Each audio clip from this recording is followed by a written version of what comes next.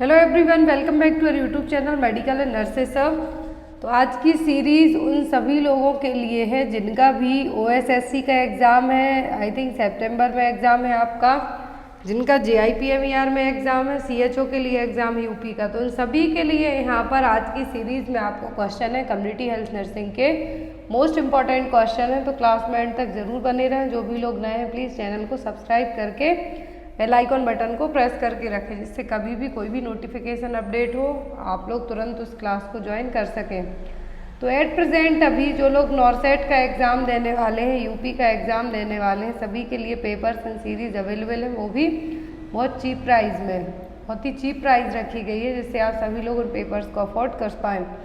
Most important thing, जो भी लोग अभी तक अलग अलग स्टेट के लिए तैयारी कर रहे हैं, चाहे आप ओएसएससी के लिए कर रहे हों, तो मैं आपको बता दूं कि जो भी लोग ओएसएससी के लिए, जो उड़ीसा के लिए एग्ज़ाम होने वाला स्टाफ नर्स का, उसका ऑफिशियल पेपर आपको कल इवनिंग में अपडेट किया जाएगा चैनल पर।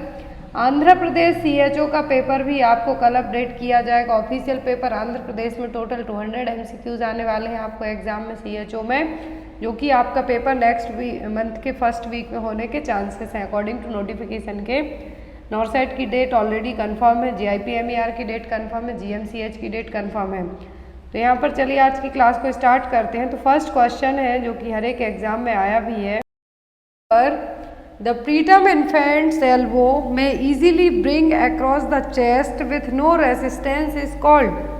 जो प्रीटर्म इन्फेंट हो गए, जो baby before 37 week of gestation के पहले डिलीवर हो जाते हैं, वो कहलाते हैं प्रीटर्म बेबी। अब यदि प्रीटर्म इन्फेंट है, यहाँ पर प्रीटर्म बेबी है, तो उसके एल्बो हैं जो इजीली, यदि आपने उन एल्बो के लिए चेस्ट तक लेके गए तो इजीली बिना किसी रेसिस्टेंस के क्या हो जाएंगे, पहुँच जाएंगे, चले जाएंगे। तो ये कौन सा साइन कहलाएगा? सनसेट साइन, टॉनिक नेक रिफ्लेक्स साइन, स्कार्फ साइन, या फिर ग्रास्प रिफ्लेक्स। जो प्रीटर्म इन्फेंट है, और ये साइन जनरली प्रीटर्म इन्फेंट्स में ही देखने को मिलेगा। तो जो एल्बो है, कोहनी जिसको हिंदी में कहें, तो यदि आप जो टर्म बेबी है उनकी कोहनी को चेस्ट तक लेके जाएंगे तो उनमें कुछ रेसिस्टेंस लगेगा, बच्चा इवन रोना भी स्टार्ट कर देगा। लेकिन जो प्रीटर्म बेबी होते हैं उनमें ऐसा नहीं होगा। तो ये कौन सा साइन यहाँ पे बताया जा रहा है? जो प्रीटर्म इन्फेंट्स में है, एल्बो में easily bring across the chest with no resistance, it's known as the scarf sign. इस तरीके से देखिए कि जो प्रीटर्म इन्फेंट है उसकी जो एल्बो है इजीली बिना किसी रेसिस्टेंस के चेस्ट तक पहुंच जाएगी, तो ये क्या कहलाएगा? ये कहलाएगा स्कार्फ साइन। और जनरली प्रीटर्म बेबीज में ही देखने को मिलेगा। प्रीटर्म बेबीज ऐसे बेबी जो बिफोर 37 कंप्लीटेड वीक के ही डिलीवर हो गए हों। नेक्स्ट है यहाँ पर the Wellington trophy is related to which game और स्पोर्ट। तो वेलिंगटन ट्रॉफी किस गेम से रिलेट करती है? हॉर्स रेसिंग से, रोइंग से, बास्केटबॉल से, या फिर कार रेसिंग से। तो आपको जो 20% सेक्शन आने वाला है नॉन नर्सिंग से, तो उसमें आपको कुछ भी है जो आ सकता है। तो यहाँ पर आपको अपनी तैयारी करके एग्ज़ाम में जानी है। अब यहाँ पर जो वेलिंगटन ट्रॉफी है इसके किस गेम में दी जाती है? रोइंग में। किसमें दी जाती है? रोइंग गेम में। नेक्स्ट है यहाँ पर which cranial nerve is responsible for the sense of smell. अब यहाँ पर आपको पूरी 12 पेयर ऑफ क्रेनियल नर्व आती हैं। कितनी क्रेनियल नर्व है? 12 पेयर्स ऑफ क्रेनियल नर्व। तो 12 पेयर्स ऑफ क्रेनियल नर्व है, इनके फंक्शन आपको याद करके जाना है। तो यहाँ पर जो क्रेनियल नर्व सेंस के लिए, सूंघने के लिए, सेंस ऑफ स्मेल के लिए रिस्पॉन्सिबल है, कौन सी है? Olfactory cranial nerve. कौन सी है यहाँ पर? Olfactory cranial nerve. जो वेस्टिबो कोक्लियर है आपके बॉडी बैलेंस को सुनने में हेल्प करेगी, स्पेशली जो कोक्लियर पार्ट है बॉडी बैलेंस में हेल्प करेगा आपकी। ऑप्टिक नर्व है जो आपकी विजन के लिए हेल्पफुल रहेगी। और जो ऑल्फैक्टरी नर्व है, क्या है? ऑल्फैक्टरी नर्व है, टेस्ट के लिए है जो रिस्पॉन्सिबल होगी। स्मेल के लिए यहाँ पर क्या होगी? तो स्मेल के लिए है यहाँ पर ऑल्फैक्टरी नर्व।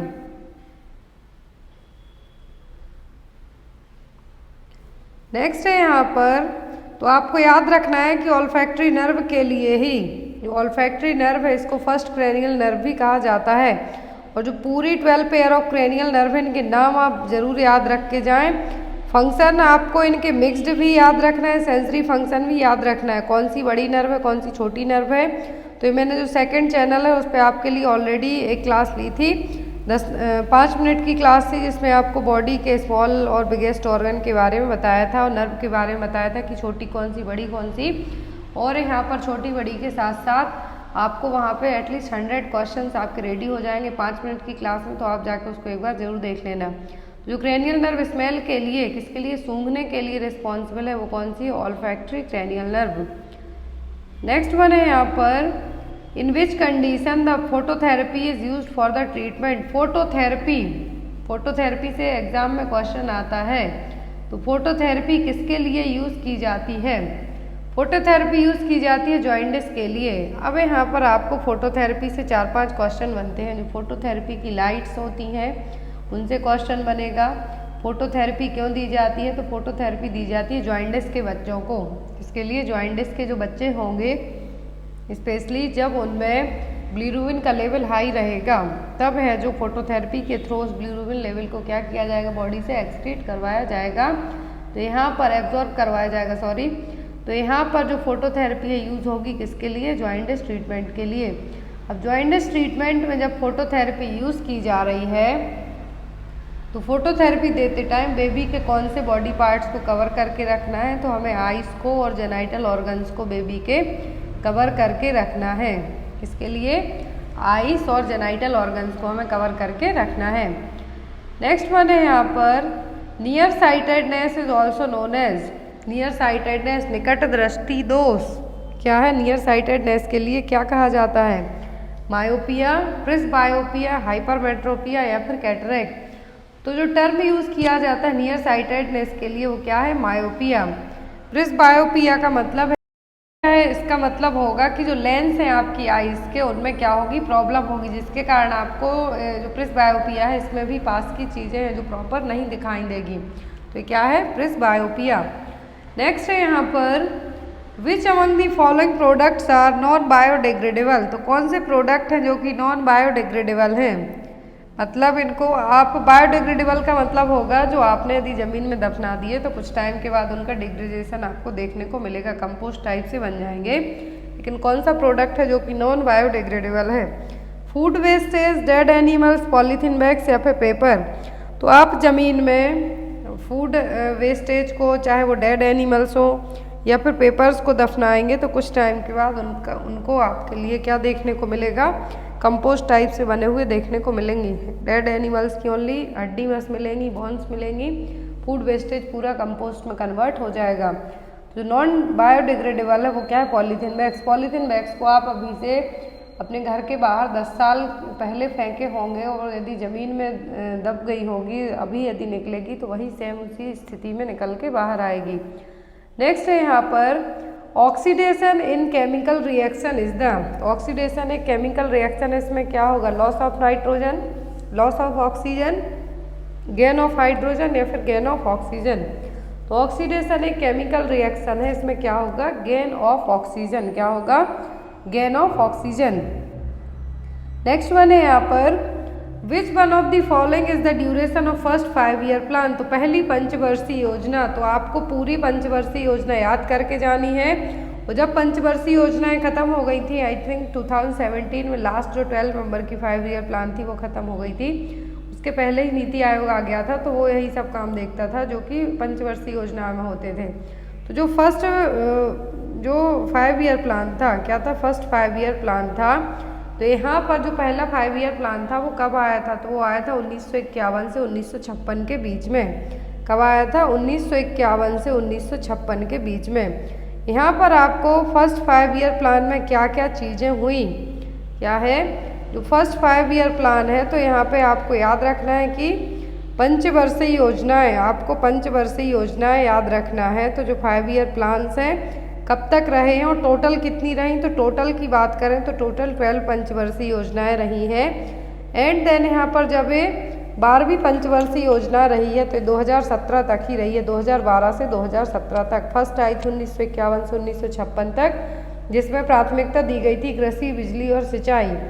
सेकेंड आई थी 1956 से 61 तक, तो इसमें पूरे तरीके से जो उद्योग है, बिजनेस है, उस पर है जो काम किया गया था। तो यहाँ पर पूरी योजनाएं और एक कब आई थी, इनका मेन एम क्या रखा गया था वो आपको याद रखना है। नेक्स्ट है यहाँ पर which type of family comes under the male head of the family possessing all powers. तो कौन सी फैमिली है, ऐसी कौन सी फैमिली है जिसमें फैमिली का जो हेड है वो कौन है, मेल है, और वही पूरे पावर्स है, मतलब सभी चीज़ों को सही तरीके से कंट्रोल करने का काम करेगा। न्यूक्लियर फैमिली में हो गए, मैट्रियार्चल फैमिली में होगा, जॉइंट फैमिली में होगा, या फिर पैट्रियार्चल फैमिली में होगा। तो ये चीज़ें होंगी किस तरीके की फैमिली में, तो ये चीज़ें होंगी जिसमें मेल हेड होगा फैमिली का हर एक काम की। इसमें मेल हेड के पास पूरी पावर होंगी तो वो कहलाती है पैट्रियार्चल फैमिली। आपके फैमिली में ही देख लीजिए, आपके पापा, आपके फादर हैं जो हर एक चीज़ की पावर रखते हैं यदि इंडियन कल्चर की हम बात करें तो। और यहाँ पर जो जॉइंट फैमिली है, जैसे ऐसे फैमिली जिसमें एक दादा है, उनके 4 बच्चे हैं, उन बच्चों के बच्चे बीवी सभी एक साथ रहें तो वो कहलाएगी जॉइंट फैमिली। इसमें दादा दादी चाचा चाची सब लोग एक साथ रहें। न्यूक्लियर फैमिली में ओनली मम्मी पापा और उनके बच्चे रहें तो वो कहलाएगी न्यूक्लियर फैमिली।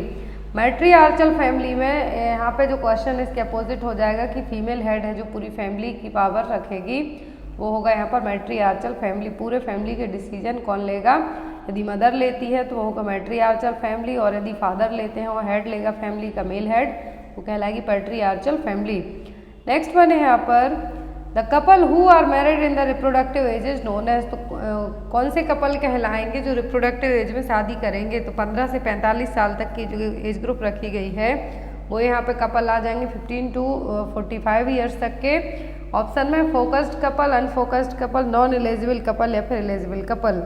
तो रिप्रोडक्टिव एज ग्रुप में यदि जो कपल शादी करता है तो वो कहलाएगा एलिजिबल कपल, एज होती है 15 to 45 ईयर्स।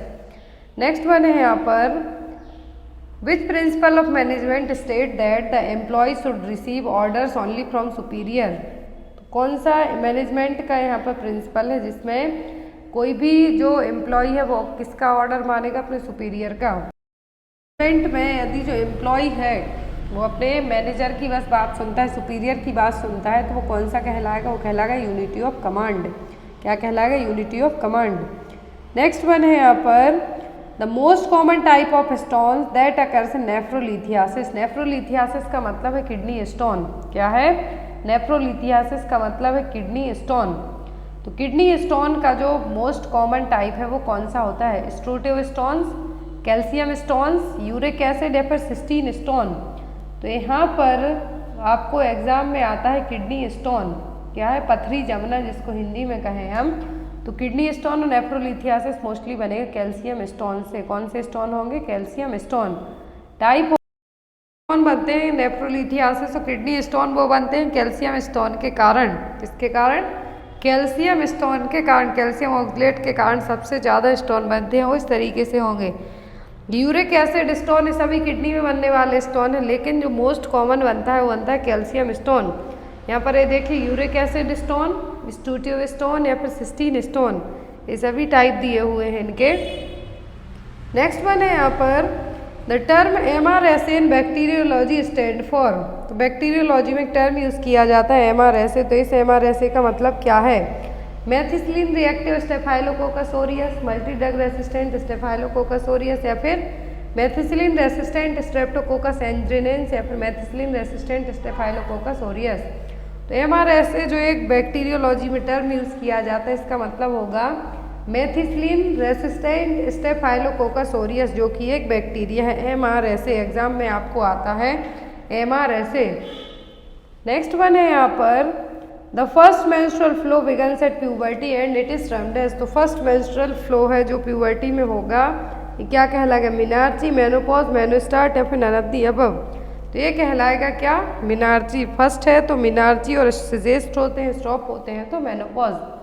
नेक्स्ट वन है यहाँ पर पॉपुलेशन नाउन्स को लेके क्वेश्चन है कम्युनिटी हेल्थ सेंटर में कि CSC में कितनी पॉपुलेशन, एक CSC कितनी पॉपुलेशन को कवर करेगा।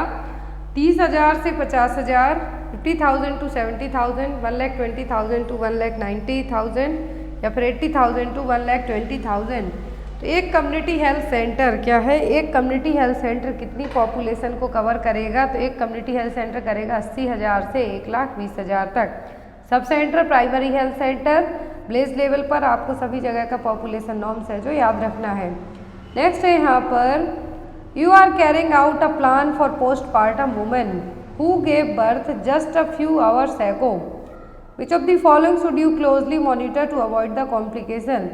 यदि किसी लेडी की अभी कुछ टाइम पहले ही डिलीवरी हुई है, कुछ घंटों पहले उसकी डिलीवरी हुई है, पोस्टपार्टम वुमेन है, डिलीवरी हो गई तो किस में आ गई, वो पोस्टपार्टम वुमेन में। तो यहाँ पर आप क्लोजली किस चीज़ को मॉनिटर करेंगे जिससे हम कॉम्प्लिकेशन से प्रिवेंट कर सकते हैं, पोस्टपार्टम हेमरेज से, सब इन्वल्यूजन से, फीवर से या फिर लोचिया से। तो फर्स्ट प्रायोरिटी होती है आपकी पोस्टपार्टम वुमेन में क्या मेंटेन चेक करते रहे ना, पोस्टपार्टम हेमरेज क्या है, पोस्टपार्टम ब्लीडिंग तो नहीं हो रही है। जब ब्लीडिंग मोर देन 500 ml से ज़्यादा हो जाए तब वो कहलाएगा पोस्टपार्टम हेमरेज। नेक्स्ट है यहाँ पर proteins are made up of simpler chemical substance called. तो प्रोटीन एक सिंपलर सब्सटेंस से मिलके बनते हैं, वो क्या कहलाते हैं, मिनरल्स, ग्लाइकोलिक, एल्डिहाइड, ग्लाइकोप्रोटीन्स या फिर अमीनो एसिड। तो जब प्रोटीन सिंपल केमिकल से सब्सटेंस से बनते हैं तो वो कहलाता है अमीनो एसिड, और अमीनो एसिड को प्रोटीन की संरचनात्मक और क्रियात्मक यूनिट भी कहा जाता है। नेक्स्ट वन है यहाँ पर When an individual comes in contact with an infected person and isolated for the duration of incubation period, it is referred as।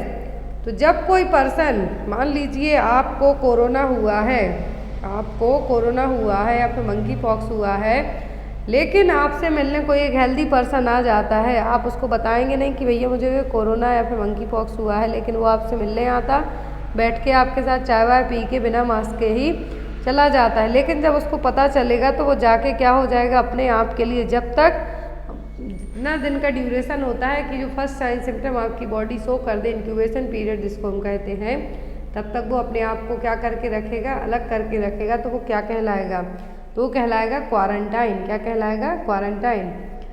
Next है यहाँ पर KMC should be provided by mother for at least how many hours in one sitting. Kangaroo mother care, kangaroo mother care दी जाती है।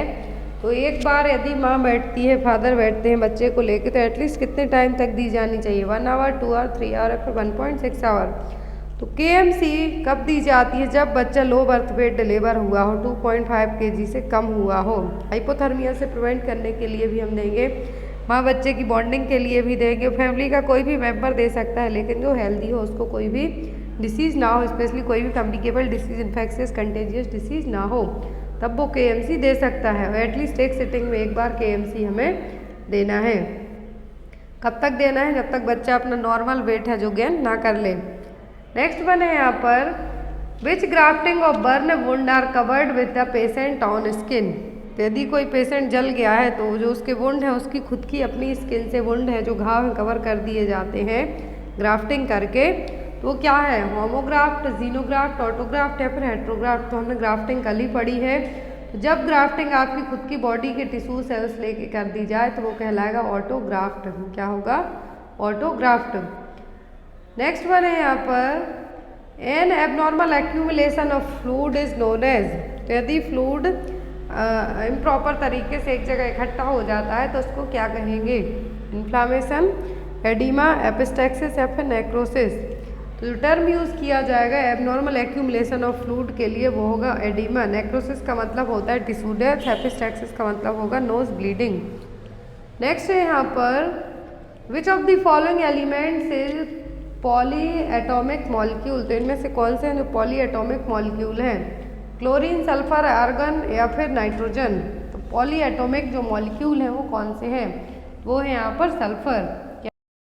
Toxin toxicity का यदि first sign होगा तो वो होगा GI ट्रैक्ट को अफेक्ट करना, और वो क्या होगा, नॉजिया होगा, वॉमिटिंग होगा, एनोरेक्सिया भी होगा एंड डायरिया होगा। तो यहाँ पर यदि फर्स्ट साइन पूछते हैं आपसे, तो यदि GI ट्रैक्ट को अपसेट करने वाला, GI ट्रैक्ट को अफेक्ट करने वाला नॉजिया, वॉमिटिंग, एनोरेक्सिया, डायरिया क्या है basic sign. Then blurred vision भी होगा और अदर प्रॉब्लम्स होंगी, लेकिन यहाँ पर फर्स्ट साइन क्या होगा, nausea, vomiting, anorexia.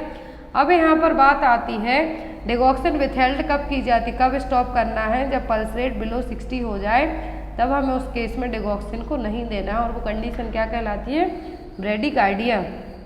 Next one is the abnormal condition in which the umbilicus is inserted through the membrane is known as. तो ऐसी कंडीशन जिसमें जो अम्बलाइकस है वो क्या है, मेम्ब्रेन के थ्रू इंसर्ट हो रही है, तो क्या कहलाएगी, वेलामेंटस, बेटलडोर, सक्सिनेट्रा या फिर मार्जिनल। तो ये क्वेश्चन यहाँ पर आपको एग्जाम में भी आए हैं, रिसेंट में मई में, अप्रैल और मई में एग्जाम हुए हैं उसमें। तो एबनॉर्मल कंडीशन है जिसमें एम्बलाइकस क्या हुई है, इंसर्ट हुई है मेम्ब्रेन के थ्रू, तो क्या है, वेलामेंटस इंसर्शन। इस तरीके से क्या है, जनरली क्या होगा, सेंटर से इंसर्ट होगी, लेकिन ये कहाँ से हो रही है, मेम्ब्रेन से, तो क्या है, velamentous insertion. Next one is the index for finding effectiveness of contraception, या फिर हम ये कह सकते हैं कि कॉन्ट्रासेप्टिव मेथड के फेलियर रेट को पता करने के लिए कौन सा इंडेक्स यूज होगा, और ये कह सकते हैं कि कॉन्ट्रासेप्टिव मेथड कितनी इफेक्टिव हुई है उसके लिए कौन सा इंडेक्स है जो यूज़ किया जाएगा। ऑप्शन में पर्ल, ब्रोका, लॉरेंट्स या फिर पॉडर्नल। तो जो इंडेक्स यूज होता है वो कहलाता है पर्ल इंडेक्स। यहाँ पर आपको एग्जाम में फॉर्मूला भी आ सकता है कि, तो पर्ल इंडेक्स कॉमनली यूज्ड होता है कॉन्ट्रासेप्टिव एफिकेसी के लिए, कि कॉन्ट्रासेप्टिव मेथड यूज करने के बाद भी कितना फेलियर हुआ है, that means contraceptive method apply गई है प्रेगनेंसी को रोकने के लिए, लेकिन अपनाने के बाद भी, यूज करने के बाद भी प्रेग्नेंट हो जाते हैं, तो क्या कहलाएगा यहाँ पर, कॉन्ट्रासेप्टिव एफिकेसी। और उसी के जो फेलियर रेट है उसको पता करने के लिए क्या यूज किया जाता है, Pearl index. It is defined as number of contraceptive failure per 1000 women years of exposure. तो यहाँ पर फॉर्मूला है इसका, total number of accidental pregnancy. Accidental pregnancy का मतलब है कॉन्ट्रासेप्टिव मेथड यूज करने के बाद भी प्रेग्नेंट हो जाना, divided by total month of exposure into 100। Next one is N 15-month-old child was brought to the Well Baby Clinic for booster dose of DPT vaccine. Which among the following muscle is preferred for the nurse to administer the DPT vaccine? तो DPT किस root से दी जाती है, intramuscular route से। अब DPT intramuscular route से दी जा रही है, 15 महीने का बच्चा है, तो कौन सी मसल्स में दी जाएगी, तो किस में दी जाएगी, वास्टस लैटरलिस मसल्स में। अब DPT के साथ साथ एग्जाम में यहाँ पर पेंटावैलेंट वैक्सीन आती है, यदि पेंटावैलेंट वैक्सीन का यहाँ पर, और DPT का यदि आपसे ड्यूरेशन पूछते हैं तो कब कब दी जाती है, तो ये दी जाती है 6, 10, 14, 6, 10 और 14 वीक्स में। अब पेंटावैलेंट वैक्सीन में तो DPT तो इंक्लूड होती ही है, साथ में इसमें hepatitis B and haemophilus influenza type B है जो इंक्लूड किया जाता है। तो बेसिक पॉइंट है जो आपको यहाँ पर मैं रिवाइज करवा देती हूँ कि यदि आपको एग्जाम में आए तो याद रहे। Next one is while preparing a patient for surgery who has diabetes mellitus, the nurse should be aware of which of the following potential surgical risk associated with this disease। तो यदि किसी को DM है, उसकी surgery होनी है, तो as a nurse आपको अवेयर होना है, अलर्ट रहना है कि कौन से सर्जिकल रिस्क है जो होने के चांसेस रहेंगे DM वाले पेशेंट को। ऑप्शन में है respiratory depression from anaesthesia, fluid and electrolyte imbalance, poor wound healing या फिर Altered metabolism and excretion of drugs. तो यदि पेशेंट को DM है तो आफ्टर दैट सर्जरी क्या रिस्क होने के चांसेस होंगे, पुअर वुंड हीलिंग, क्योंकि सर्कुलेशन है जो ब्लड का प्रॉपर नहीं हो पाएगा, इम्यूनिटी भी कमज़ोर होगी, तो ऐसे केस में क्या होगा, पुअर वुंड हीलिंग होने के चांसेस ज़्यादा रहेंगे। और जब सर्कुलेशन ही नहीं प्रॉपर होगा तो ऑक्सीजन की सप्लाई भी नहीं हो पाएगी, तो इससे भी क्या होंगे, जो वुंड है वो प्रॉपर हील नहीं हो पाएंगे। Next one is 2-year-old child with anorectal malformation underwent posterior sagittal anorectoplasty. Which of the following needs to be emphasised by the nurse upon the discharge. तो यदि किसी बच्चे को एनोरेक्टल मालफॉर्मेशन हुआ है, तो एनोरेक्टल मालफॉर्मेशन के पेशेंट की सर्जरी हुई है, पोस्टीरियर सजाइटल एनोरेक्टोप्लास्टी। तो अब यहाँ पर जब एनोरेक्टोप्लास्टी हुई है, तो इस एनोरेक्टोप्लास्टी का जो पेशेंट है, डिस्चार्ज के टाइम पर आप पेरेंट्स को क्या है जो समझाएंगे। तो ऑप्शन में यहाँ पर advise on immunisation, monitor intake and output, measure head circumference regularly, F regular anal dilatation. तो यहाँ पर जो पोस्टीरियर सजाइटल एनोरेक्टोप्लास्टी हुई है, टेक्निक है हाई एनोरेक्टल मालफॉर्मेशन को ट्रीट करने के लिए। तो यहाँ पर जो एनोरेक्टल मालफॉर्मेशन है वहाँ पर क्या किया जाएगा, उस जो एनल एरिया है उसको ओपन किया जाएगा। तो आपको यहाँ पर क्या चीज़ बतानी है डिस्चार्ज के टाइम पर पेरेंट्स को, कि क्या करना है, रेगुलर एनल डायलिटेशन है जो करना है। Next one is the major neurotransmitter involve in the occurrence of OCD. तो ऑब्सेसिव कंपल्सिव डिसऑर्डर के लिए कौन से न्यूरोट्रांसमीटर रिस्पॉन्सिबल हैं? Serotonin, acetylcholine, epinephrine, dopamine. तो कौन से हैं जो यहाँ पर रिस्पॉन्सिबल हैं ओसीडी के लिए? तो ओसीडी के लिए रिस्पॉन्सिबल क्या है? सेरोटोनिन। ऑब्सेसिव कंपल्सिव डिसऑर्डर क्या है यहाँ पर रिस्पॉन्सिबल?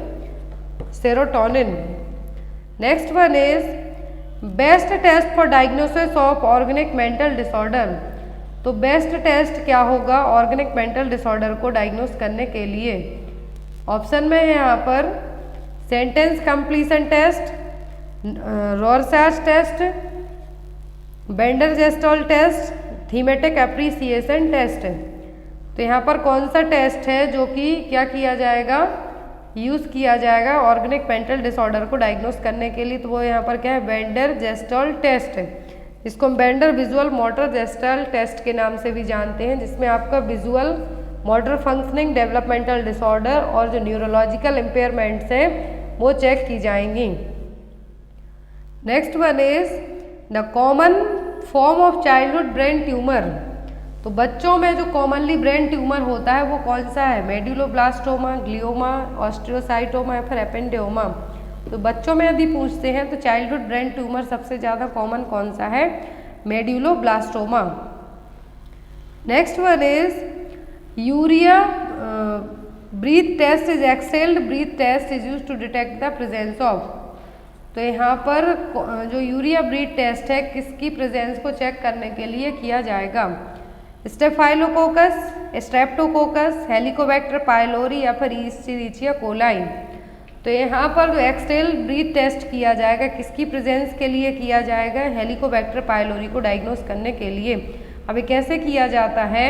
तो आपके लिए एक यूरिया सब्सटेंस है जो ड्रिंक करने के लिए दिया जाएगा और फिर आपको एक बैग दिया जाएगा को आप उसको अपने बैग को मुंह में लगाएं एंड देन उसमें अपनी सांस छोड़ें और जो फिर बैग है आपका ले जाके लैब में टेस्टिंग की जाएगी।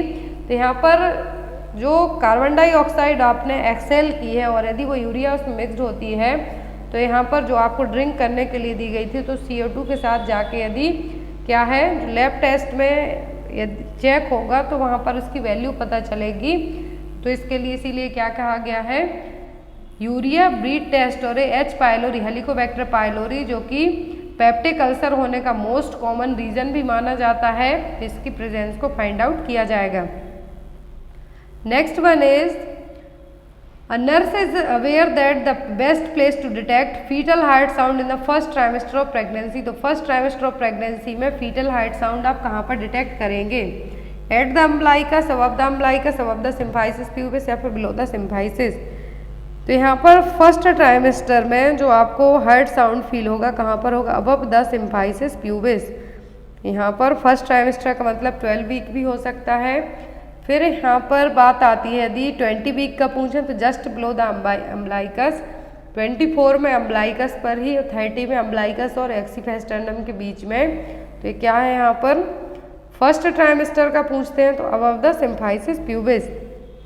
3 ट्राइमेस्टर होते हैं, first, second and third. Next one is which of the following is not a component of national health. और यहाँ पर जो इमेज और जो यहाँ पर एक टेबल दिख रही है इसका आप स्क्रीनशॉट ले लीजिए जिससे आप इनको अपने नोटबुक पर या रजिस्टर में नोट डाउन कर सकते हैं। Next one is which of the following is not a component of national health mission. यहाँ पर NHM का कंपोनेंट कौन सा नहीं है? ये क्वेश्चन अभी एग्जाम में आए हुए हैं।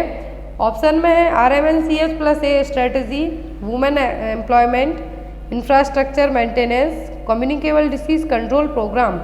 तो यहाँ पर क्या है जो NHM में इंक्लूड नहीं है? तो NHM में जो इंक्लूड नहीं है वो क्या है? वुमेन एम्प्लॉयमेंट, मतलब कि महिलाओं को रोजगार देना, इसमें इंक्लूड नहीं है। Next one is which of the following steps should be taken in case of children suffering from second and third degree mall nutrition. तो यदि बच्चा सेकेंड और थर्ड डिग्री माल न्यूट्रिशन से अफेक्टेड है कौन से स्टेप आप फॉलो करेंगे? Provide nutritional education and health education to caregivers. Provide supplemental therapeutic nutrition. Recommended immediate hospitalization. Recommended parental nutrition. यदि बच्चा सेकेंड और थर्ड डिग्री यहाँ पर बात हो रही है तो थेराप्यूटिक न्यूट्रिशन से हम उसको मैनेज कर सकते हैं। तो यहाँ पर आपका आंसर क्या होगा? Therapeutic nutrition. Next one is the in the contest of metabolism the full form of REE। तो यहाँ पर REE का फुल फॉर्म क्या होगा, जो कि न्यूट्रिशन में इंक्लूड होता है। तो न्यूट्रिशन में REE का मतलब क्या है, तो REE का मतलब होता है resting energy expenditure. Resting energy expenditure क्या है, the amount of calories needed to maintain basic body system and body temperature at rest. तो यदि यहाँ पर REE पूछा जाता है, मेटाबॉलिज्म कहा है, रेस्टिंग एनर्जी एक्सपेंडिचर का मतलब होता है कि कैलोरी का इतना अमाउंट जो आपकी बॉडी के बेसिक सिस्टम और बॉडी टेम्परेचर को मेंटेन करने के लिए at the time of rest चाहिए, वो क्या है यहाँ पर REE। और जब कुछ ड्यूरिंग द एक्टिविटी जो कैलोरी की ज़रूरत पड़ेगी वो क्या कहलाता है, एक्टिविटी एनर्जी एक्सपेंडिचर EEE। और जब वेट लॉस के लिए ज़रूरत पड़ेगी तो वो क्या कहलाएगा, TEEE। Next one is which among the following is most commonly seen in premature children due to excessive oxygenation supply. अब इस क्वेश्चन को आपको अलग अलग जगह अलग अलग तरीके से क्वेश्चन अवेलेबल होगा। फर्स्ट की जो ऑक्सीजनेशन सप्लाई है, जो एक्सेसिव ऑक्सीजन सप्लाई के कारण बच्चों में जो प्रॉब्लम होगी वो क्या कहलाएगी।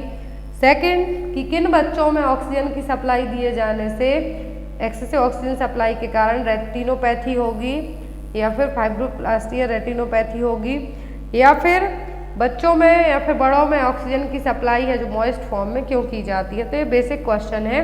अब यहाँ पर प्रीमेच्योर चिल्ड्रन, जो बच्चे बिलो 37 वीक के डिलीवर हो गए हों, उनको ऑक्सीजन की सप्लाई की ज़रूरत होगी, ऑक्सीजन सप्लाई की जाएगी।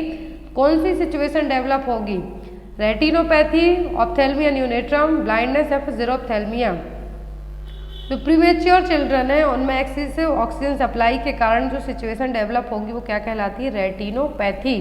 क्या कहलाएगी, रेटिनोपैथी। ये क्वेश्चन एग्जाम में आता है आपको अलग अलग जगह, चाहे आप ऑनलाइन पढ़ाई करते हो ऑफलाइन करते हो, बुक्स में अलग अलग तरीके से क्वेश्चन अवेलेबल होगा, लेकिन इसका मीनिंग एक ही होगा कि बच्चों में एक्सेसिव ऑक्सीजन, जो प्रीमेच्योर चिल्ड्रन है उनमें ऑक्सीजन सप्लाई के कारण जो एक कॉमन साइड इफेक्ट देखने को मिलता है वो क्या कहलाता है, retinopathy. Next one is the labour is said to be prolonged when the combined duration of first and second stage is more than. तो यहाँ पर प्रोलॉन्ग्ड लेबर कब कहा जाएगा, जब सेकेंड और फर्स्ट स्टेज का ड्यूरेशन कितना होगा, 10 घंटे, 2 घंटे, 18 घंटे या फिर 16 घंटे।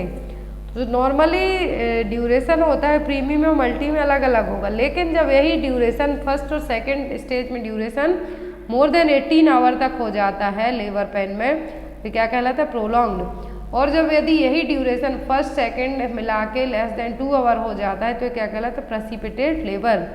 मोर देन 18 आवर में प्रोलॉन्ग्ड, बट इसमें फर्स्ट और सेकेंड स्टेज को मिला के, और यदि यही दोनों स्टेज 2 घंटे से कम की हो जाए तो प्रेसिपिटेट लेबर। नेक्स्ट है यहाँ पर group in which people are not married in having blood relation but married outside the group is termed as. अब यहाँ पर आपको जो एक और टेबल दिख रही है आप इसको भी नोट डाउन कर सकते हैं कि फर्स्ट स्टेज क्या है, latent fit 0 to 4 centimetre cervix dilatation होगा। फर्स्ट स्टेज में 0 से 10 सेंटीमीटर तक सर्विक्स ही डायलेट होगी। एक्टिव फेज में 4 to 10 सेंटीमीटर दिया हुआ है। सेकेंड में फुल डायलेटेशन से बेबी एक्सपल्सन तक होगा, फीटल एक्सपल्सन तक। थर्ड में बर्थ ऑफ बेबी से लेके प्लेसेंटा एक्सपल्सन तक होगा। नेक्स्ट है यहाँ पर group in which people are not married if having blood relation but married outside the group. यदि ब्लड रिलेशन है तो आपकी शादी नहीं होगी, उसमें किसी दूसरे ग्रुप में शादी कर लेंगे आप, तो इसको क्या कहेंगे, एंडोगेमी, एक्सोगेमी, कास्ट एंडोगेमी या फिर कास्ट एक्सोगेमी। तो जो मोमेडियंस होते हैं उनमें मोस्टली क्या हो जाती है, शादी अपनी जो ब्लड रिलेशन है उनमें हो जाती है, कुछ रिश्तों को छोड़ के बाकी में हो जाती हैं। तो ये क्या कहलाएंगे यहाँ पर, एंडोगेमी, जिसमें आपके ग्रुप में ही कास्ट क्लास रेस टाइप में आपकी शादी हो जाएगी। लेकिन जो एक्सोगेमी है जिसमें आपका गोत्र, ब्लेज, गांव, परिवार, पिंड सब चीज़ें देखी जाती हैं, तो क्या कहलाती हैं, एक्सोगेमी मैरिज, जिसमें आउटसाइड ग्रुप में आपकी शादी होगी। Next one is clay coloured stool indicates. तो क्ले कलर्ड स्टूल किसका साइन है, अपर जीआई ब्लीडिंग का, इम्पेंडिंग कॉन्स्टिपेशन का, एन अफेक्टेड ऑफ मेडिकेशन या फिर बाइल ऑब्स्ट्रक्शन का। तो क्ले कलर्ड स्टूल देखने को मिलेगा बाइल ऑब्स्ट्रक्शन में। बाइल ऑब्स्ट्रक्शन कैसे होगा? अब bile duct obstruction also known as biliary obstruction. जब जो बाइल डक्ट लिवर में क्या हो रहा है, बाइल बनेगा, लेकिन स्टोर कहाँ पर होगा? जो बाइल है वो कहाँ पर स्टोर होगा? तो वो होगा यहाँ पर गॉल ब्लैडर में। अब गॉल ब्लैडर में जो बाइल को कैरी करने वाली जो डक्ट है उसमें यदि किसी भी तरीके का ऑब्स्ट्रक्शन हो जाता है, ब्लॉक हो जाता है, तो क्या होगा यहाँ पर जो कॉम्प्लिकेशन होंगे, इन्फेक्शन होंगे, और वही बाइल क्या होगा आपका स्टूल में मिक्सड होके आएगा। तो स्टूल का कलर कैसा होगा? क्ले कलर का। तो इसके लिए क्या कहा गया है? Clay coloured stool. Next one is one of the primary drug use during the CPR is. तो CPR के टाइम पर कौन सी ड्रग दी जाती है? रेंटेक, डेगॉक्सिन, डाइक्लोफेनेक या फिर एपिनेफ्रिन। तो एपिनेफ्रिन यहाँ पर इमरजेंसी में यूज़ की जाने वाली मेडिसिन है और CPR में दी जाएगी। Next one is medical condition in which the bones become brittle and fragile from loss of tissue typically as a result of hormonal changes और deficiency of calcium and vitamin D is known as. तो medical condition जिसमें bones कैसी हो रही हैं? Brittle हैं, fragile हो रही हैं, और यहाँ पर टिश्यूज से क्या हो रही हैं? दूर हो रही हैं। ये जनरली हार्मोनल चेंज के कारण हुआ है, या फिर कैल्शियम की कमी के कारण हुआ है, विटामिन D की कमी के कारण हुआ है। तो ये क्या है?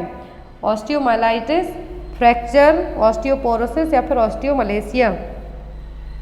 तो ये सभी सिचुएशन जो यहाँ पे दी हुई है जॉइंट्स को ही अफेक्ट करने वाली हैं, बोन्स को अफेक्ट करने वाली हैं। बट यहाँ पर कैल्शियम, विटामिन D की कमी है और हार्मोनल चेंज के कारण हुआ है। तो क्या है? ऑस्टियोपोरोसिस। क्या है? ऑस्टियोपोरोसिस। जहाँ पर माइलाइटिस लाइटिस और आइटिस वर्ड यूज हो तो क्या है? इन्फेक्शन और इन्फ्लामेशन है। Next one is multiple tiny raised white और yellow white spots may appear on the nose cheeks of neonates और कॉल्ड एज। जो न्यूनेटल बेबी है उनके नोज और चीक्स के यहाँ पर व्हाइट कलर के स्पॉट्स देखने को मिलते हैं। क्या कहलाएंगे? मिलिया, साल्मोन पैचेस, मंगोलियन स्पॉट्स या फिर हार्क्लिन कलर चेंजेस। तो क्या कहलाएंगे? व्हाइट स्पॉट होंगे नोज चीक्स के यहाँ पर न्यूनेट में, क्या कहलाते हैं? मिलिया। इस तरीके से दाने दाने स्पॉट देखने को मिलेंगे व्हाइट कलर के, क्या है? मिलिया। और जो यहाँ पर साल्मोन पैचेस हैं इस तरीके से बर्थ मार्क भी आप जिसको कह सकते हैं, लेकिन ये एज के साथ साथ धीरे धीरे कम हो जाते हैं। मंगोलियन स्पॉट इस तरीके से होंगे, जनरली बैक में, बटुक्स में ही रहते हैं। Next one is which is the first line drug to treat the gut. तो गट को ट्रीट करने के लिए फर्स्ट लाइन ड्रग कौन सी है? एलोप्यूरिनॉल, पैरासीटामॉल, क्यूनिन या फिर डाइक्लोफेनिक। ड्रग ऑफ चॉइस गट के लिए तो गट होगा यूरिक एसिड के ऑक्यूमुलेशन के कारण। अब उस यूरिक एसिड को हमें बाहर निकालना है बॉडी से, तो मेडिसिन यूज होगी वो क्या कहलाती है? Allopurinol. Next one is what is the drug of choice for falciparum malaria. Malaria की जो अलग अलग स्पीसीज हैं, टोटल 4 होती हैं, तो उसमें फैल्सीपैरम को ट्रीट करने के लिए कौन सी मेडिसिन यूज़ की जाएगी? वैंकोमाइसिन, क्लोरोक्विन, क्विनिन या फिर मेथोट्रेक्सेड। जो मेडिसिन यूज़ की जाएगी वो क्या है यहाँ पर? क्लोरोक्विन। क्या है? क्लोरोक्विन। अब जो मलेरिया पैरासाइट की डिस्कवरी पूछे तो एडवर्ड जेनर ने की थी, और वैक्सीनोलॉजी के फादर भी एडवर्ड जेनर ही कहलाते हैं। Next is thick white mucus discharge from the female genitalia. Question ध्यान से देखिए, थिक वाइट म्यूकस डिस्चार्ज हो रहा है फीमेल जेनाइटेलिया से, तो क्या कहेंगे? यहाँ पर ना प्रेगनेंसी है ना लेबर है। कॉमनली यहाँ पर क्वेश्चन पूछा है कि जो थिक और वाइट कलर का डिस्चार्ज होगा वुमेन जेनाइटेलिया से, उसको हम क्या कहेंगे? तो वो कहलाता है स्मैग्मा। क्या कहलाएगा? Smegma. Next one is in the demographic cycle is high stationary stages characterised by. तो डेमोग्राफिक साइकिल है उसमें हाई स्टेशनरी स्टेज है, क्या कहेगी? High birth rate and high death rate. The death rate begins to decline while the birth rate remains unchanged. Death rate declines still further and birth rate tends to fall, low birth and low death rate। तो क्या है यहाँ पर? Demographic cycle की जो stage होती हैं यहाँ पर टोटल 5 स्टेज होती हैं, फर्स्ट, सेकंड, थर्ड, फोर्थ। तो यहाँ पर जो क्वेश्चन कहा है कि हाई स्टेशनरी स्टेज है, क्या है इसमें? हाई बर्थ रेट है और हाई डेथ रेट है, दोनों हैं, तो इसको क्या कहा गया? High stationary stage. High stationary first, early expanding, late expanding, low stationary और डिक्लाइनिंग। अब यहाँ पर ये देखिए चारों स्टेज दी हुई हैं, तो जो यहाँ पर बर्थ रेट इसमें क्या होगा और डेथ रेट हाई होगी और क्या है फर्स्ट स्टेज है। दूसरी स्टेज यहाँ पर क्या कही है अर्ली एक्सपेंडिंग, तो अर्ली एक्सपेंडिंग में बर्थ रेट हाई होगा लेकिन डेथ रेट धीरे धीरे फॉल्स रैपिडली, बहुत ज़्यादा डेथ रेट होगी। थर्ड स्टेज में क्या है बर्थ रेट भी फॉल हो रहा है और डेथ रेट भी धीरे धीरे हो रहा है। और फोर्थ में दोनों बर्थ रेट और डेथ दोनों क्या हैं कम है। और जो डिक्लाइनिंग है इसमें अचानक से जो बर्थ रेट है वो क्या है बढ़ सकती है लेकिन डेथ रेट क्या है कम ही है, कम चेंज देखने को मिलेंगे लेकिन इसमें। तो यहाँ पर तो पांचों स्टेज हैं आपको याद रखना। इंडिया किस स्टेज में भी लेट एक्सपेंडिंग स्टेज में। Next one is the Heimlich manoeuvre is used for the patient who has, तो हेमलिच मैन्यूवर एब्डोमिनल थ्रस्ट है पेशेंट को कब यूज़ किया जाएगा blood nose, blocked airway, fallen out of bed या फिर इम्पेयर्ड आई साइड। तो जो हेमलिच मैन्यूवर और एब्डोमिनल थ्रस्ट यूज़ किया जाता है जब ब्लॉक्ड एयरवे हो उसके लिए।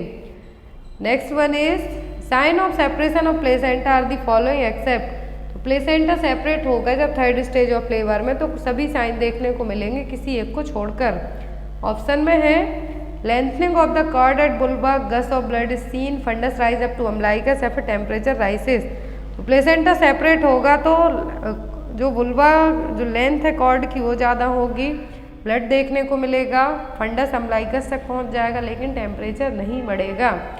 Sudden gush of vaginal blood, lengthening of the visible portion of the umbilical cord, uterus कैसी होगी फ्लैट होगी आफ्टर द डिलीवरी लेकिन आफ्टर दैट राउंड और फर्म शेप में देखने को मिलेगी। तो क्या है साइन है प्लेसेंटा सेपरेट होने के। Next one is sign of true labour और दी फॉलोइंग एक्सेप्ट, तो ट्रू लेबर के सभी साइन है किसी एक को छोड़कर। Painful rhythmic uterine contraction, dilatation of the ओस, फीटल मूवमेंट या फिर ब्लड शो। तो जो ट्रू लेबर में पेनफुल रिदमिक कॉन्ट्रैक्शन आएंगे, आप चाहे लेट लो चाहे बैठ लो वो कॉन्ट्रैक्शन धीरे धीरे बढ़ते जाएंगे। सर्वाइकल ओस में डायलिटेशन देखने को मिलेगा, ब्लड शो देखने को मिलेगा लेकिन फीटल मूवमेंट आपको फील नहीं होंगे। क्या होगा फीटल मूवमेंट फील नहीं होंगे। Next one is the amniotic fluid and sac serves the following function except, तो यहाँ पर एमनियोटिक फ्लूइड के सभी फंक्शन हैं किसी एक को छोड़कर। Helping to dilate the cervix, ये काम बिल्कुल करेगा एमनियोटिक फ्लूइड क्योंकि जो हाइड्रोमनियोस के पेशेंट होती हैं उनमें क्या होता है प्रॉपर लेबर पेन नहीं आने लगते। क्यों? क्योंकि डायलिटेशन सर्विक्स डायलिटेशन के लिए प्रॉपर फ्लूइड ही नहीं होगा। Protecting the foetus from injury, तो ये भी सही है कि जो एमनियोटिक फ्लूइड और सैक है क्या करता है बेबी को एज अ कुशन की तरह तकिए की तरह काम करता है प्रोटेक्ट करने में। Providing the foetus with immune bodies, keeping the foetus at an even temperature, तो टेम्परेचर मेंटेन करने का काम भी एमनियोटिक फ्लूइड और सैक करेंगे लेकिन बेबी को किसी भी तरीके की इम्यून बॉडीज प्रोवाइड नहीं करवाएगा एमनियोटिक फ्लूइड, ये काम प्लेसेंटा करवाएगा लेकिन एमनियोटिक फ्लूइड ये काम नहीं करेगा।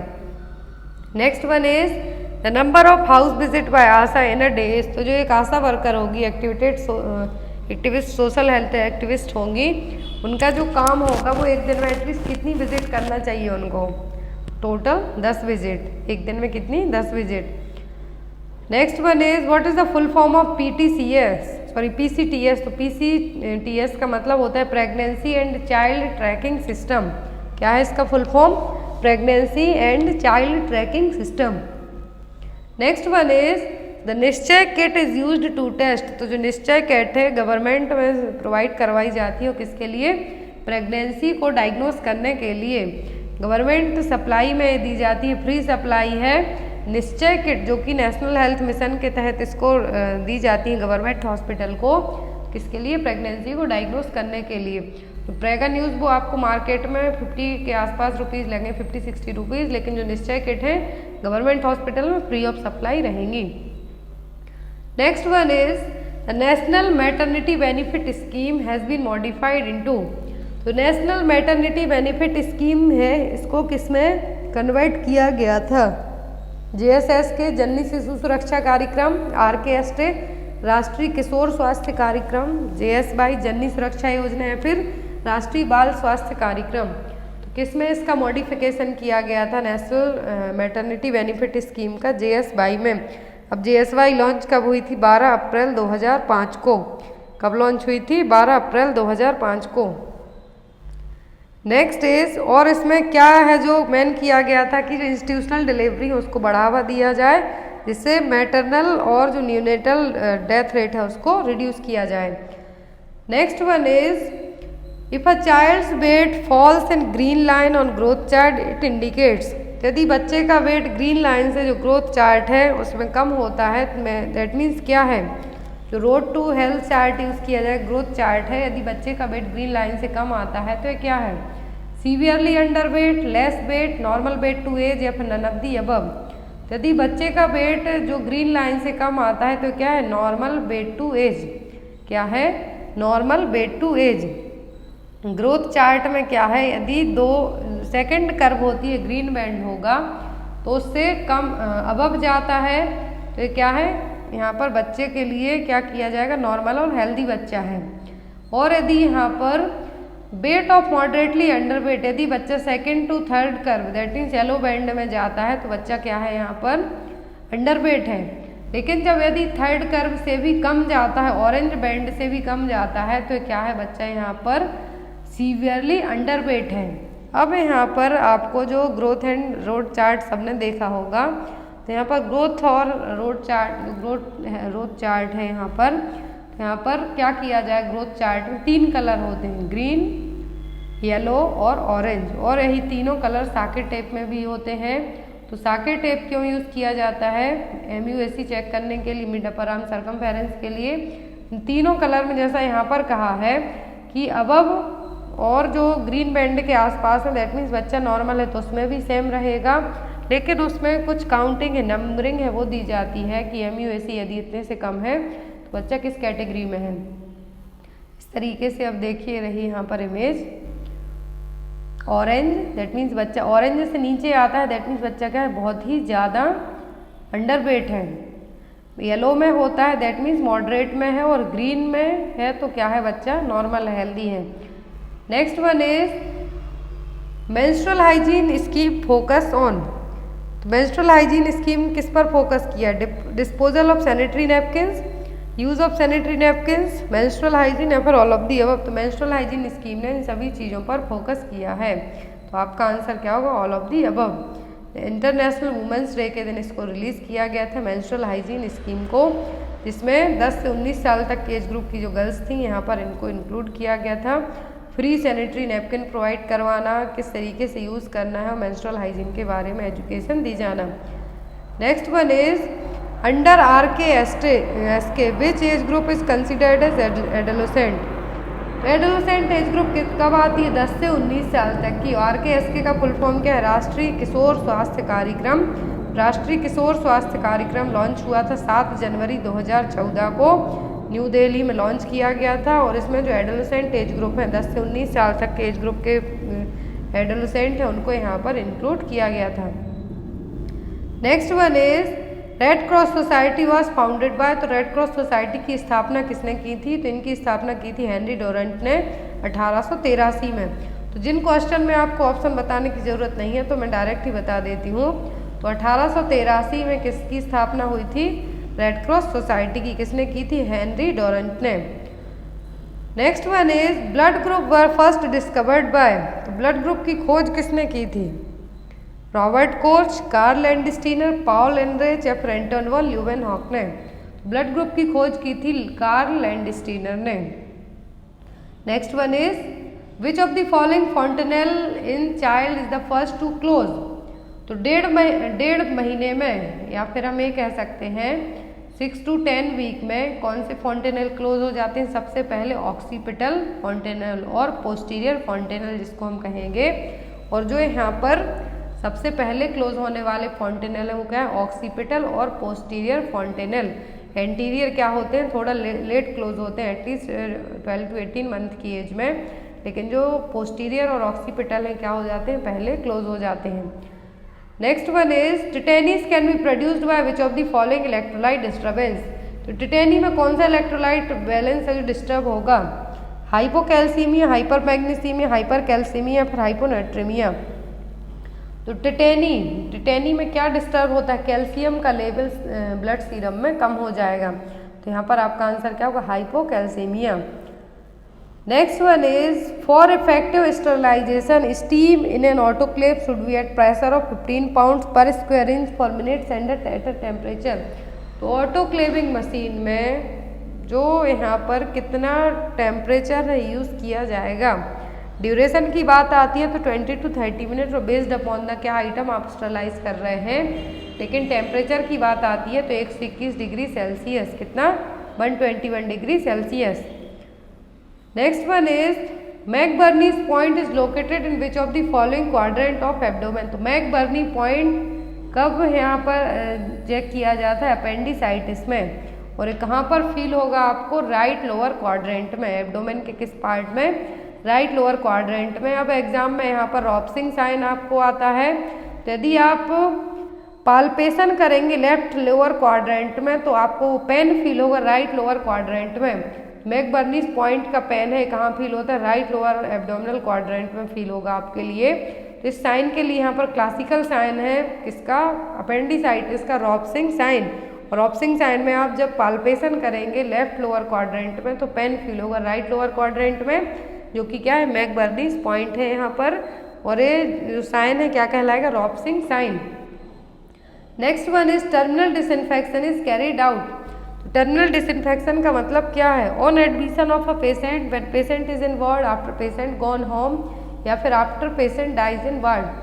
तो टर्मिनल डिसइंफेक्शन का मतलब है कि जब पेशेंट डिस्चार्ज होकर अपने घर चला जाए। Next one is iron folic acids tablet are given to private doctor for a free distribution under. तो जो आयरन फॉलिक एसिड की टैबलेट जो प्राइवेट डॉक्टर्स अपनी क्लिनिक पे प्रैक्टिस करते हैं, बैठते हैं, उनको दी जाती हैं कि आपके यहाँ जो पेशेंट हैं आप उनको ये क्या करोगे, डिस्ट्रीब्यूट करोगे और फ्री करोगे, इसका कोई कॉस्ट नहीं लोगे। तो ये किस स्कीम के तहत ऐसा है, NRHM, CSSM, जननी सुरक्षा योजना या फिर वंदे मातरम स्कीम। तो आयरन फॉलिक एसिड की जो मेडिसिन है स्पेशली प्राइवेट डॉक्टर्स डिस्ट्रीब्यूट करेंगे पेशेंट को फ्री में, वो किसके तहत है, वंदे मातरम स्कीम के तहत, जो कि 9 फरवरी 2004 को लॉन्च की गई थी। सेंट्रल हेल्थ मिनिस्टर ने इसको लॉन्च किया था। तो यहाँ पर इसके तहत जो प्राइवेट डॉक्टर्स हैं उनके थ्रू क्या करवाया जाएगा, आयरन और फॉलिक एसिड की टैबलेट का फ्री डिस्ट्रीब्यूशन करवाया जाएगा।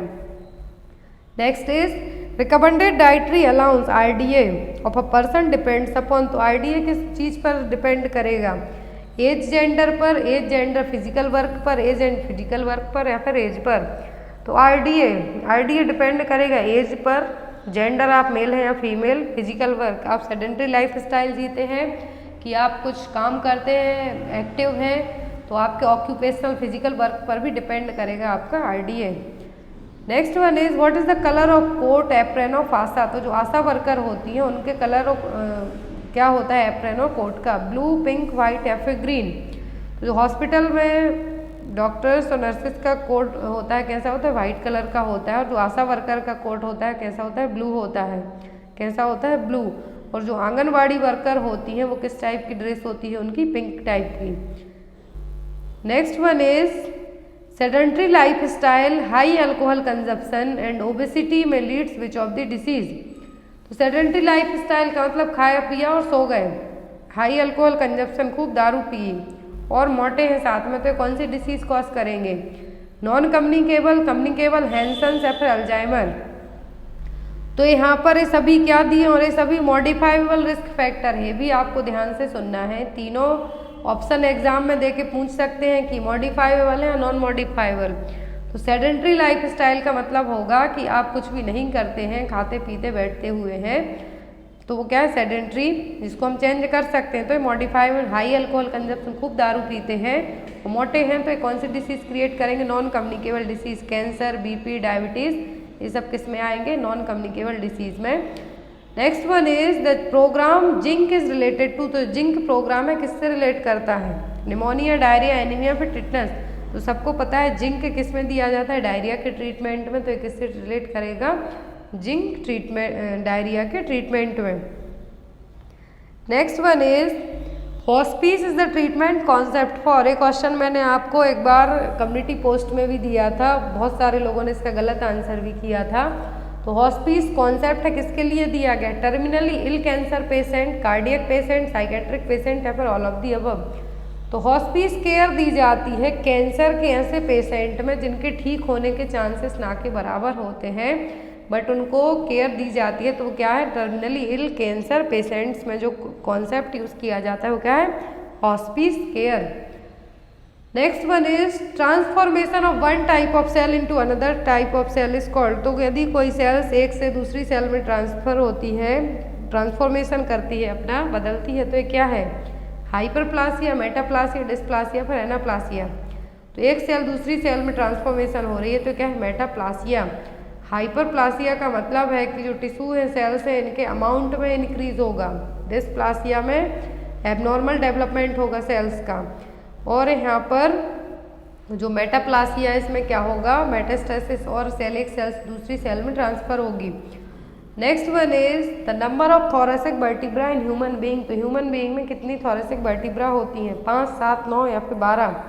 थोरेसिक वर्टिब्रा की बात करें तो कितनी होती हैं? 12। सर्वाइकल की बात करें तो 7, थोरेसिक 12 और lumbar 5। Next is national institute of nutrition is located at. तो नेशनल इंस्टीट्यूशन ऑफ न्यूट्रिशन कहाँ पर है? न्यू दिल्ली, कोलकाता, हैदराबाद या फिर Chennai. National institute of nutrition कहाँ पर है? हैदराबाद में। Next one is which of the following vitamin is a part of dietary management of Alzheimer disease. तो अल्जाइमर डिसीज के पेशेंट में dietary management that means nutritional management में कौन सा विटामिन हेल्प करेगा? विटामिन ए, डी, के या फिर विटामिन B12। जो विटामिन हेल्प करेगा अल्जाइमर डिसीज के पेशेंट में होगा विटामिन B12 और विटामिन B6 है जो मेनली यूज़ किया जाता है। जो फॉलेट कैटेगरी के विटामिन होंगे, जितनी भी अल्जाइमर डिसीज़ के अलावा जो age related cognitive decline disease होती हैं उनको ट्रीट करने के लिए विटामिन B12 यूज़ किया जाता है। Next is which of the following is the cause of inflammation of urethra. तो यूरेथ्रा का मेन कॉज यहाँ पर क्या होगा? क्राउप, बर्साइटिस, ट्राइकोमोनास या फिर लूपस। तो यूरेथ्रा को कॉज करने का जो मेन यूरेथ्रा इन्फेक्शन इन्फ्लामेशन के लिए जो मेन कॉज होगा वो क्या होगा? Trichomonas vaginalis. तो यहाँ पर जो आपका आंसर होगा वो क्या होगा? Trichomonas. Next one is which of the following is the cause of cervical cancer. तो सर्वाइकल कैंसर का रीजन क्या होगा? High fat diet, alcohol consumption, first child after the age of 30 या फिर having sex at early marriage. तो cervical cancer होने का जो मेन रीज़न होता है कि यदि शादी बहुत जल्दी हो गई हो या फिर आपने बहुत ही कम एज में सेक्स किया हो तो क्या होगा? सर्वाइकल कैंसर का मेन रीज़न यहाँ पर होगा। Next one is the Doppler technique can identify foetal heart sound by. Doppler technique से आप फीटल हार्ट साउंड कब सुन सकते हैं? 5 से 7 वीक में, 10 से 12 वीक, 18 से 20 वीक या फिर 22 से 24 वीक में। तो फीटल हार्ट साउंड है आप डॉपलर टेक्निक से कब सुन सकते हैं? 10 से 12 वीक ऑफ जेस्टेशन में। इस तरीके से जब आप डॉक्टर के यहाँ अपने चेकअप के लिए जाते हैं वो आपका फीटल हार्ट साउंड सुनाई देगा आपको। जनरली कितना होता है? एक एवरेज 140 to 160 कितना होगा? Foetal heart rate 140 to 160। और यहाँ पर इक्विपमेंट यूज़ किया जाता है क्या कहलाता है? डॉपलर। तो यहाँ पर इससे हम कितने वीक में सुन सकते हैं? 10 से 12 वीक के जेस्टेशन में। Next one is what is the theme of world health day 2022। तो 2022 में वर्ल्ड हेल्थ डे की थीम क्या है? ऑप्शन में यहाँ पर जो चारों दिए चारों थीम है लेकिन 2022 की बताना है। Our planet our health, it's time to build a fairer healthier world for everywhere everyone, to support nurses and midwifes, universal health coverage everyone everywhere. तो यहाँ पर जो इस साल की थीम है 2022 की वो क्या? Our planet is our health. मनाते कब है? 7 अप्रैल को। डॉक्टर टेड्रोस इसके चीफ हैं। जेनेवा में हेडक्वार्टर है और इंडिया का हेडक्वार्टर पूछें तो कहाँ पर है? न्यू दिल्ली में। Next one is sonographic showing off snow storm appearance is a characteristics feature of. अब यहाँ पर सोनोग्राफी होती है तो स्नो स्टॉर्म अपीयरेंस देखने को मिलेगा। तो किस में देखने को मिलेगा? Abruptio placenta, placenta previa, ectopic pregnancy या फिर मोलार प्रेगनेंसी में। जो हाइड्रेटिफॉर्म मोल रहेंगे और जो मोलार प्रेगनेंसी होगी उसमें क्या देखने को मिलेगा आपको? सोनोग्राफी में USG में snow storm appearance. Next one is the recovery period from the infection is called. तो जो अंगूर के गुच्छे होते हैं दाने दाने से होंगे वो किस में देखने को मिलेंगे? मोलार प्रेगनेंसी की USG में। Next one is the recovery period from the infection is called. तो जब आप किसी डिसीज़ आपको ऑलरेडी हुई हो, जो साइन सिम्टम्स शो हुए, तो क्या है इनक्यूबेशन, और जब इस डिसीज़ से आप रिकवरी कर रहे हो तो वो पीरियड क्या कहलाएगा, convalescence period. Next one is rabies is also known as, तो रेबीज का दूसरा नाम क्या है, हाइड्रोफोबिया, क्लस्ट्रोफोबिया, डेमेंसिया या फिर रूबियोला। तो जो रेबीज का दूसरा नाम है क्या है, हाइड्रोफोबिया, फियर ऑफ वाटर। अब रेबीज का आपको ट्रीटमेंट एग्जाम में आता है। रेबीज का कॉजेटिव एजेंट क्या है, लाइजा वायरस। इसका जो ट्रीटमेंट है 3 कैटेगरी में होता है। यदि जो इन्फेक्टेड डॉग या फिर कैट ने आपको बाइट किया है, तो कैटेगरी फर्स्ट कब आएगी, जब ओनली टच किया है, इंटैक्ट द स्किन, कोई भी लीजन नहीं हुए हैं, ओनली लिकिंग टचिंग हुआ है, तो कैटेगरी फर्स्ट कोई ट्रीटमेंट की ज़रूरत नहीं है। कैटेगरी सेकंड आती है जब इन्फेक्टेड एनिमल ने आपको बाइट किया हो लेकिन ब्लीडिंग ना हो रही हो और स्किन अनकवर्ड हो, तब आपको एंटी रेबीज वैक्सीन देना है और वुंड को क्लीन करना है। जो वाटर, रनिंग वाटर, उसमें आपको साबुन से क्लीन करना है। यदि कैटेगरी थर्ड आती है, स्किन पेनिट्रेट होती है, तो यहाँ पर लिकिंग भी होता है, जो एनिमल्स ने बाइट किया और लिकिंग भी किया है, मतलब कि वहाँ पर चाटा भी है, तो वो क्या कहलाएगा, कैटेगरी थर्ड। और इसमें वुंड क्लीन करना, एंटी रेबीज वैक्सीन देना और एंटी रेबीज इम्यूनोग्लोबुलिन भी दिया जाएगा, कैटेगरी थर्ड में आएगा। Next one is which of the following term is used to describe the fine downy hair which covers the body of the newborn. Newborn baby की पूरी body पर जो बहुत ही छोटे छोटे हेयर होंगे, डाउनी हेयर होंगे, वो क्या कहलाते हैं, मॉटलिंग, मिलिया, लैनिंग या फिर वर्निक सेजोसा। तो जो चीज़ी सब्सटेंस से कवर होगी बॉडी, वो कहलाएगी वर्निक सेजोसा। मिलिया एक अलग चीज़ है जो मैंने आपको स्टार्टिंग में पढ़ा दी है, और जो यहाँ पर कवर अप है बॉडी, वो क्या है, lanugo. Next one is in human body iron is absorbed in. तो ह्यूमन बॉडी में आयरन का एब्जॉर्प्शन कहाँ पर होता है, तो स्मॉल इंटेस्टाइन के ड्यूडेनम पार्ट में सबसे ज़्यादा आयरन है जो एब्जॉर्ब होगा। Next one is what is the most important test for iron store. अब यहाँ पर आयरन का एब्जॉर्प्शन कहाँ हुआ, ड्यूडेनम पार्ट में, स्मॉल इंटेस्टाइन के ड्यूडेनम पार्ट में। अब कौन सा टेस्ट होगा जिससे पता चलेगा कि आयरन प्रॉपर स्टोर हो रहा है या नहीं, serum calcium, serum ferritin, serum phosphate या फिर नन ऑफ द अबव। तो जो टेस्ट होगा आयरन स्टोर का पता करने के लिए, वो क्या होगा, serum ferritin test. Next one is Monday fever is also known as. तो मंडे फीवर किसको कहेंगे हम, बैगोसिस, एब्स्टोसिस, सीओपीडी या फिर बायसिनोसिस को। तो मंडे फीवर कौन सा कहलाएगा, बायसिनोसिस। अब ये सभी ऑक्यूपेशनल डिसीज के होने वाली प्रॉब्लम है। तो यहाँ पर मंडे फीवर क्या है, बाय कोल्ड डस्ट से जो ऑक्यूपेशनल डिसीज होगी वो क्या कहलाएगी, एंथ्रोकोसिस, सिलिकॉन से सिलिकोसिस, एब्स्टोस, लंग कैंसर, आयरन से सिड्रोसिस। कैन फाइबर से जो होगा वो क्या है, बेगासोसिस, और कॉटन डस्ट से होगा वो होगा बायसिनोसिस। तो मंडे फीवर किसके कारण होगा, कॉटन डस्ट से। टोबैको से, और फार्मर्स लंग्स आते हैं तो हे और ग्रैंड डस्ट से। Next is which immunoglobulin present in breast milk. तो ब्रेस्ट मिल्क में कौन सा इम्यूनोग्लोबुलिन प्रेजेंट होगा, IgA, IgD, IgM या फिर IgG। तो ब्रेस्ट मिल्क में जो इम्यूनोग्लोबुलिन प्रेजेंट होगा वो होगा IgA, और जो प्लेसेंटा को क्रॉस कर सकता है वो क्या है, ओनली IgG। याद रखना है ब्रेस्ट मिल्क, सलाइवा और जो टीयर्स हैं इनमें क्या होता है, IgA, लेकिन जो प्लेसेंटा को क्रॉस कर सकता है वो क्या है, only IgG। Next one is colour of amniotic fluid in intrauterine death. यदि इंट्रायूट्राइन डेथ का मतलब है फीटस यूट्रस में ही डेथ हो जाता है, स्टिल बर्थ है, तो एमनियोटिक फ्लूइड का कलर कैसा होगा, कलरलेस, गोल्डन, टोबैको जूसी या फिर सैफ्रॉन।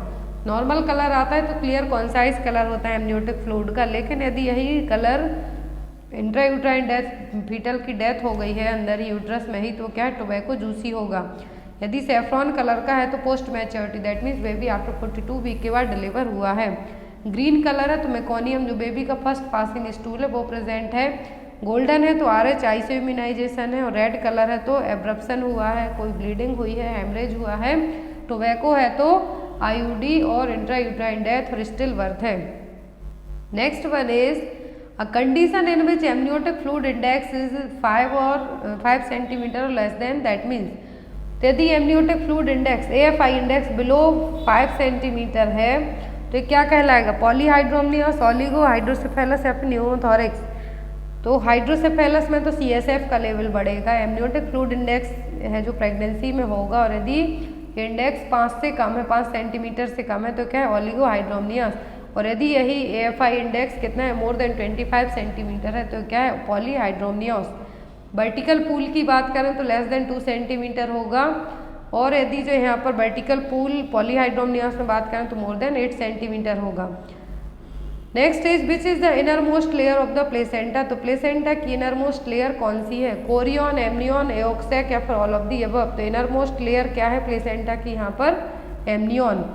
अब यहाँ पर दो सरफेस होती है, एक होती है फीटल सरफेस, दूसरी होती है मैटरनल सरफेस। फीटल सरफेस हमेशा स्मूथ और शाइनी होगी क्योंकि एमनियोटिक मेम्ब्रेन से कवर होगी, और जो मैटरनल सरफेस होती है वो रफ होती है। यहाँ पर कॉटिलिडॉन्स होंगे 15 से 20, जिसके कारण ये सरफेस क्या होती है, रफ रहेगी।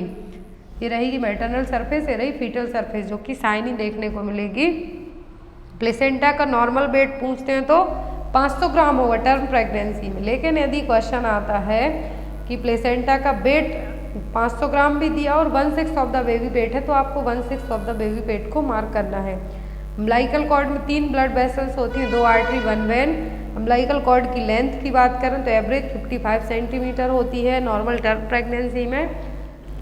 Next one is epidemiological triad theory of disease causation include. तो एपिडेमियोलॉजिकल ट्रायड थ्योरी में क्या क्या इंक्लूड होगा, तो सबको पता है जो ट्रायंगल होता है उसमें एजेंट, होस्ट, एनवायरनमेंट, ये रही यहाँ पर एजेंट जो कि कॉज करेगा डिसीज, होस्ट जिसको होगी, और क्या एनवायरनमेंट है, तो वो ये 3 चीज़ें क्या है एपिडेमियोलॉजिकल ट्रायड्स के कॉजेशन फैक्टर हैं।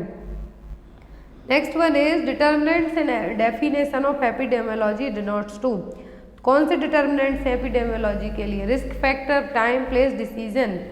तो एपिडेमियोलॉजिकल के लिए डिटर्मिनेंट्स हैं वो क्या है यहाँ पर, risk factors.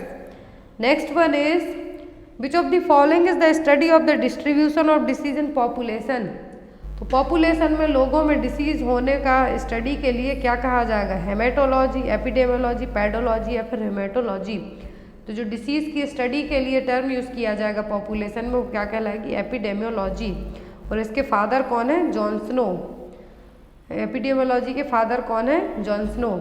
Next one is an outbreak of disease affecting large population extending to wide geographical area is known as. तो यदि कोई डिसीज लार्ज पॉपुलेशन को बड़े लेवल पे जियोग्राफिकल एरिया को अफेक्ट करती है तो ये क्या है, कहलाएगी पेंडेमिक। इमेज से इजीली याद रहेगा आपको, यदि कॉन्स्टेंटली एक ही पॉपुलेशन में एक ही गांव में कोई डिसीज है तो वो है एंडेमिक और धीरे धीरे स्प्रेड हो रही है। लेकिन यदि एक गांव से दूसरे गांव में स्प्रेड होने का बहुत ज़्यादा पॉपुलेशन को अफेक्ट करती है तो क्या है, एपिडेमिक। लेकिन जब यदि यही एपिडेमिक बहुत और ज़्यादा अफेक्ट करती है तो क्या है, पेंडेमिक, पूरे वर्ल्ड वाइड में होगी। Next one is health survey and planning committee is also known as. तो हेल्थ सर्वे और प्लानिंग कमेटी का दूसरा नाम क्या है, इसका दूसरा नाम है मुदलियार कमेटी जो कि 1962 में लाई गई थी। अब health survey and development committee आती है तो क्या, भोर कमेटी जो कि 1946 में आई थी और इसी के तहत PSC को डेवलप किया गया था। Next one is identify the campaign depicted by the image. यहाँ पर इन क्वेश्चन को मैं ज़्यादा इसलिए नहीं एक्सप्लेन कर रही हूँ क्योंकि ऑलरेडी आपने पढ़े हुए हैं लास्ट के जो 10 से 20 क्वेश्चन है। तो यहाँ पर जो कैंपेन की इमेज है किसकी है, सर्व शिक्षा अभियान की, Beti Bachao Beti Padhao, save the girl child या फिर ऑल ऑफ दी अबव। तो ये है यहाँ पर इमेज, बेटी बचाओ बेटी पढ़ाओ। 2015 में एक अभियान लॉन्च किया गया था, हरियाणा में इसको लॉन्च किया गया था, बेटी बचाओ बेटी पढ़ाओ। जो सर्व शिक्षा अभियान है उसमें तो एक पेंसिल पर 2 बच्चे बैठे हुए होते हैं। तो यहाँ पर ये जो कैंपेन है क्या है, बेटी बचाओ बेटी पढ़ाओ, सबसे पहले हरियाणा में 2015 को लॉन्च किया गया था। Next is which one is the root grass root level health worker. तो यहाँ पर ग्रॉस रूट लेवल वर्कर्स कौन से हैं, village health guide, doctor, anganwadi या फिर ANC। तो यहाँ पर कौन कौन है, ब्लेज हेल्थ गाइड, लोकल दाई, आंगनवाड़ी वर्कर, आशा एंड ऊषा, ये सब क्या है, ग्रॉस रूट लेवल वर्कर्स हैं जो कि इनिशियल लेवल पर काम करेंगे हेल्थ केयर में, क्या करेंगे, गांव लेवल पर, इनिशियल लेवल पर ये काम करेंगे। Next is in India which one is the following is the first referral unit. तो भारत की पहली फर्स्ट रेफरल यूनिट किसको माना जाता है, सब सेंटर, PSC, CHC या फिर रीजनल हॉस्पिटल। तो फर्स्ट रेफरल यूनिट क्या है अपने इंडिया का, कम्युनिटी हेल्थ सेंटर। कितनी पॉपुलेशन के लिए, तो 1,20,000 से प्लेन एरिया में और 80,000 जो हिली पहाड़ी एरिया है वहाँ पर। सब सेंटर कितने में, 5,000 प्लेन एरिया में, 3,000 हिली ट्राइबल एरिया में, 30,000 पॉपुलेशन पर एक प्राइमरी हेल्थ सेंटर होगा प्लेन एरिया में, 20,000 यूजली पहाड़ी एरिया है वहाँ पर। Next one is red man syndrome is associated with, तो रेड मैन सिंड्रोम मतलब body red red spot show करेगी, तो उसको रेड मैन सिंड्रोम का है, किस मेडिसिन से होगा, तो ये होगा वैंकोमाइसिन से। क्लोराम्फेनिकोल से क्या होगा, ग्रे बेबी सिंड्रोम होगा। रेड मैन सिंड्रोम किससे होगा, वैंकोमाइसिन से। नेक्स्ट वन है जो टेट्रासाइक्लिन है किसके लिए ड्रग ऑफ चॉइस है, तो यह कोलेरा के लिए। Next one is in which 5-year plan programme ASHA was introduced, तो जो आशा वर्कर हैं किस पंचवर्षीय योजना में लॉन्च की गई थी, तो ये लाई गई थी 11th 5-year प्लान जो कि 2007 से 2012 तक रही है। Next is under NRHM who will be the link person between community and health care services, तो कम्युनिटी के जो लोग हैं उनके बीच में और हेल्थ केयर सर्विसेज के बीच में कौन काम करेगा, लिंक पर्सन होगा NRHM में, तो होंगी ASHA workers. Next is which of the following ATT anti tubercular drug is contraindicated in pregnancy, कौन सी ATT ड्रग कॉन्ट्रा इंडिकेट रहेगी प्रेगनेंसी में, जिसको हम नहीं दे सकते हैं, तो वो स्ट्रेप्टोमाइसिन, क्योंकि ये प्लेसेंटा को क्रॉस करके बेबी को टेराटोजेनिक इफेक्ट क्रिएट कर सकती है, और स्ट्रेप्टोमाइसिन ही ओनली एक ऐसी ATT ड्रग है जो कि इंट्रामस्कुलर रूट से दी जाती है। Next is first dose of vitamin A is given along with, और स्ट्रेप्टोमाइसिन से ही क्या होता है, जो 8th क्रेनियल नर्व है वो डैमेज होने के चांसेस भी इसी से होंगे। वेस्टिबुलोकोक्लियर नर्व है वो किससे डैमेज होगी, स्ट्रेप्टोमाइसिन से ही। नेक्स्ट है यहाँ पर first dose of vitamin A, तो विटामिन ए का पहला डोज किसके साथ दिया जाता है, मीजल्स वैक्सीन के साथ में ओरल दिया जाएगा। लास्ट क्वेश्चन है, इसका आंसर आप लोग देंगे। Period of national rural health mission, तो NRHM का पीरियड कब तक रहा है, 2002 से 2010, 2002 से 2012, 2007 से 2009, फिर 2005 से 2012 तक। इसका आंसर आप लोग कमेंट बॉक्स में देना। और अब डेली आपकी क्लासेस रहेंगी जिसमें 50 to 100 MCQs तक रहेंगे, और आज से आपको डेली चैलेंजिंग क्विज रात में 8 बजे ऐप पर भी दिए जाएंगे। एटलीस्ट 30 MCQs तो आपको दिए जाएंगे, ड्यूरेशन ज़्यादा नहीं दिया जाएगा, ओनली 20 मिनट दिए जाएंगे जिसमें आपको सॉल्व करने होंगे। Thank you for watching us, bye bye.